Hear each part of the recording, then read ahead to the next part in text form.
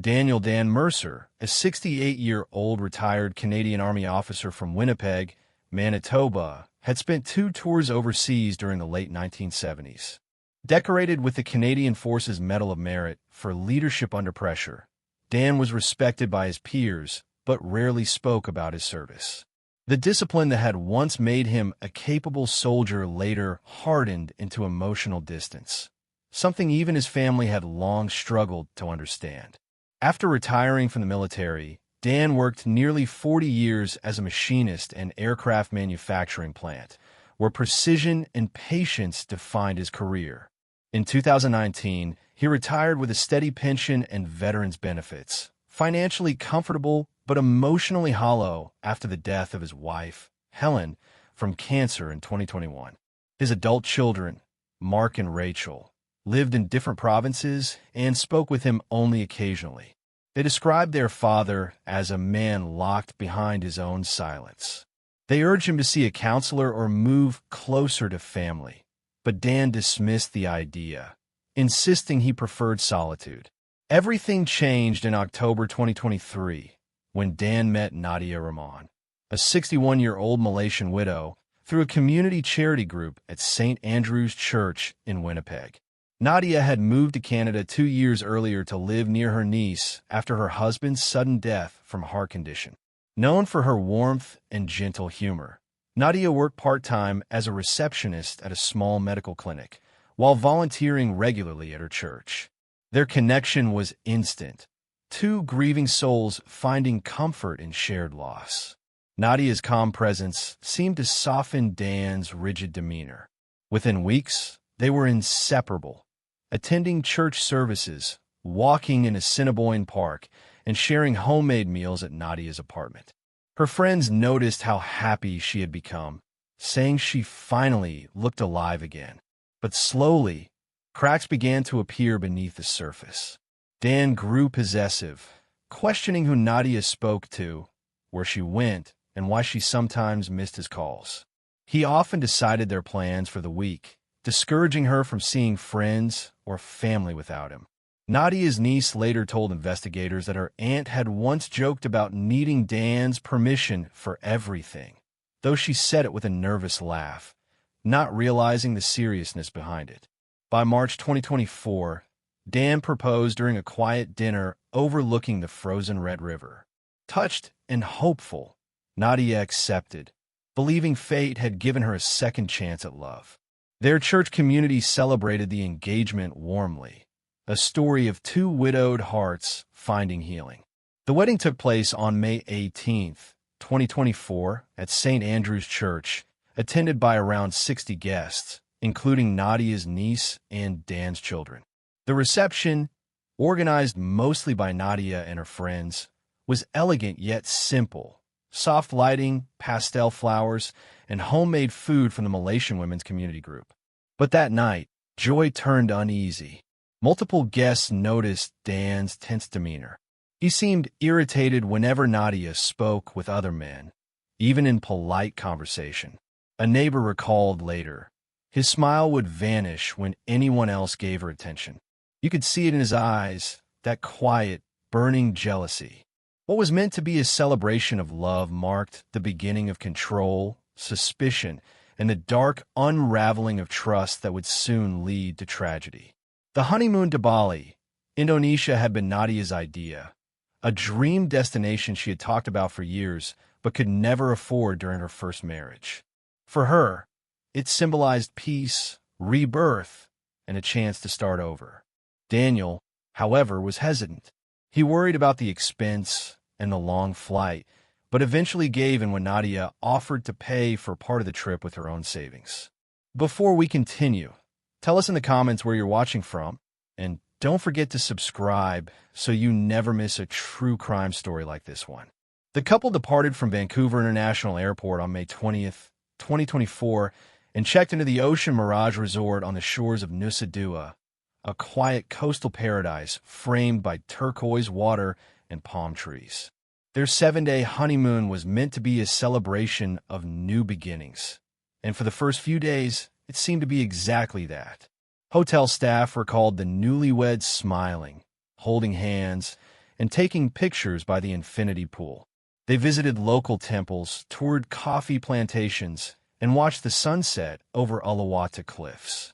Photos recovered later from Nadia's phone showed the two of them appearing happy and relaxed during those early days. But things began to shift around May 23rd. Nadia's friendly, social nature, the same warmth that had once drawn Daniel to her, now became a source of tension. She chatted freely with other guests at the pool and beach, including couples from Australia and Singapore who were also on vacation. What Nadia saw as simple conversation, Daniel viewed as disrespectful and inappropriate. He began to question her constantly, who she was talking to, why she laughed so easily with strangers, and why she seemed to enjoy the company of others more than him. His tone grew sharper with each passing day, and Nadia's attempts to reassure him only made things worse. Several hotel employees later reported seeing the couple arguing in public, Daniel red-faced and angry, while Nadia appeared confused and hurt.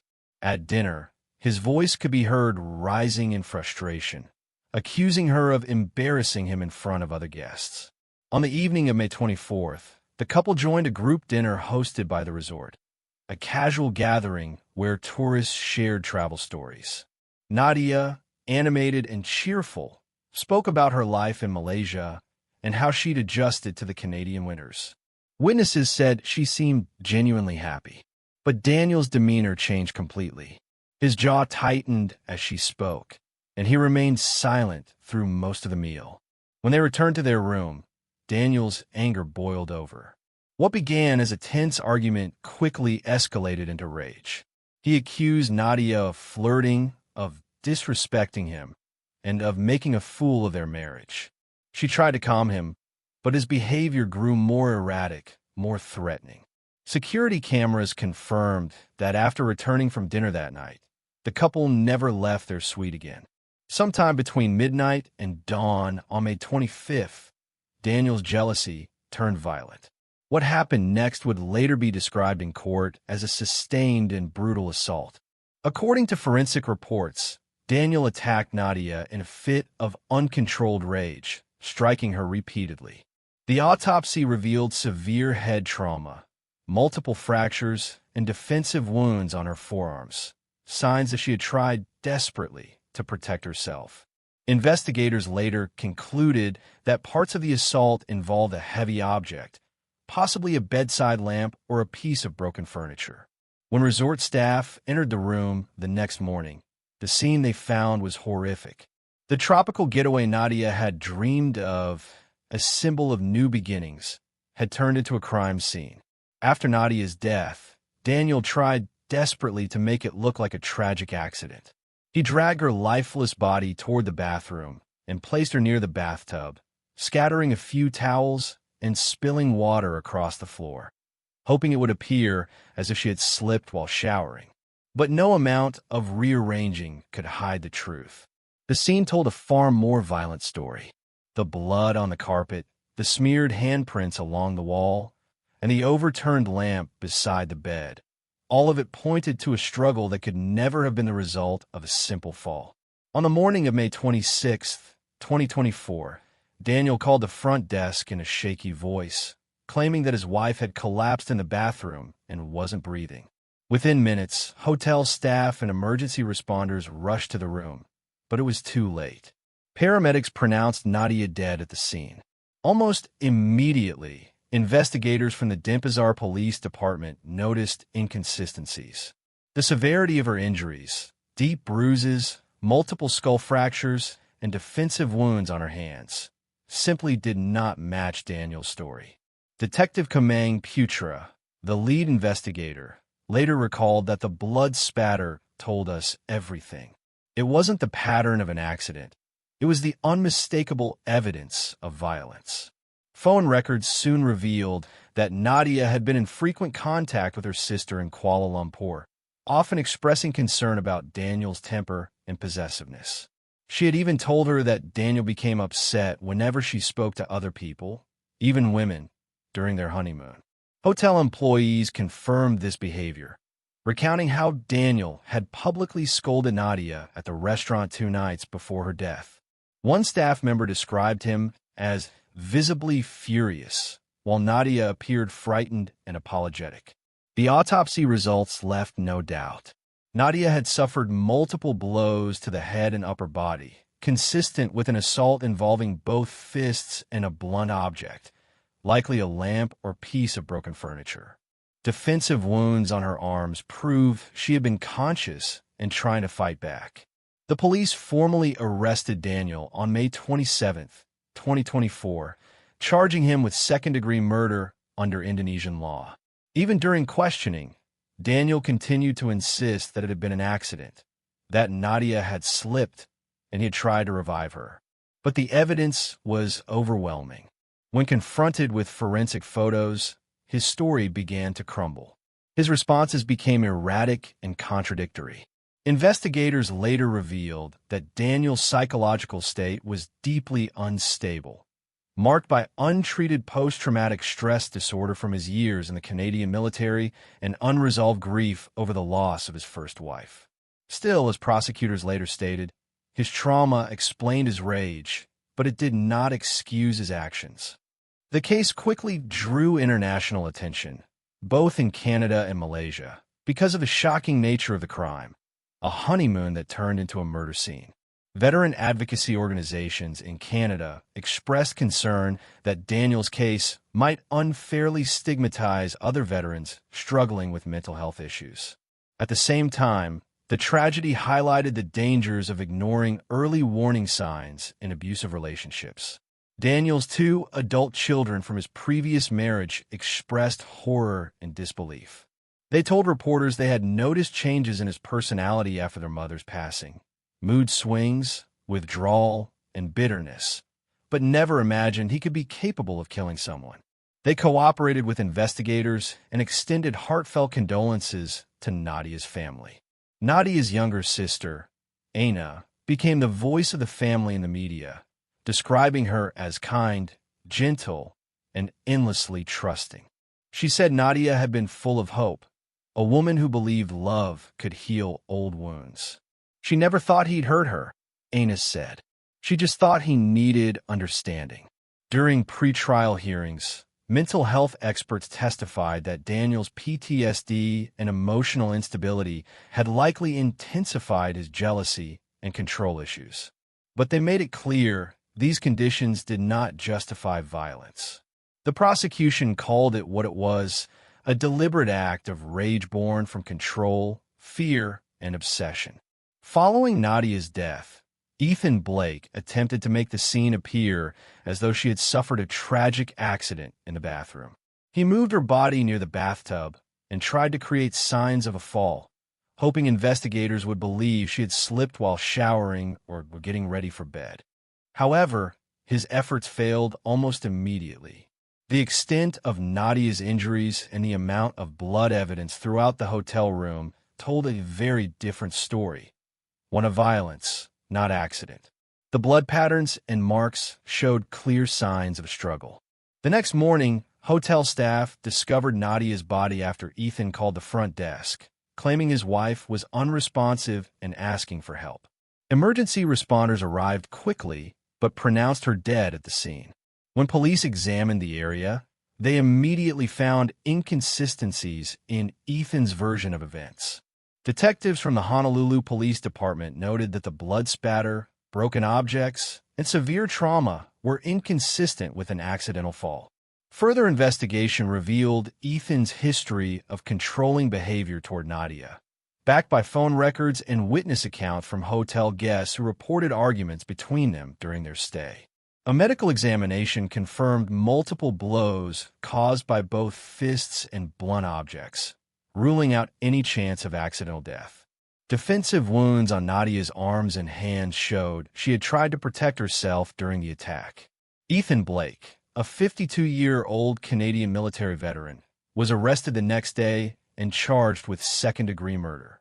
Despite his claims that Nadia's death was accidental, overwhelming forensic evidence proved otherwise. During questioning, Ethan spoke about his untreated PTSD from years of military service and grief over losing his first wife. But investigators and prosecutors agreed that while these issues may explain his instability, they did not excuse his violent actions. The case drew major attention in both Canada and Malaysia. A honeymoon that ended in horror, involving a respected veteran and a kind-hearted woman who had dedicated her life to helping others. Nadia's sister, Aisha Rahman, spoke on behalf of the family, describing her as a gentle, hopeful woman who had believed love could heal emotional pain. She shared that Nadia had sometimes felt emotionally controlled by Ethan, but had never believed he could harm her physically. Court hearings revealed more about Ethan's declining mental health before the incident, including increased alcohol use, emotional outbursts, and resentment about social changes he didn't understand.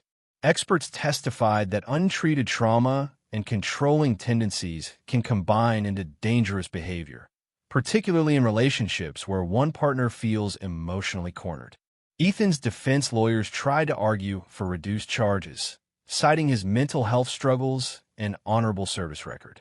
However, the evidence of premeditation and deliberate staging after the murder destroyed any claims of temporary insanity or loss of control. The jury deliberated for 12 hours before finding Ethan Blake guilty of second-degree murder.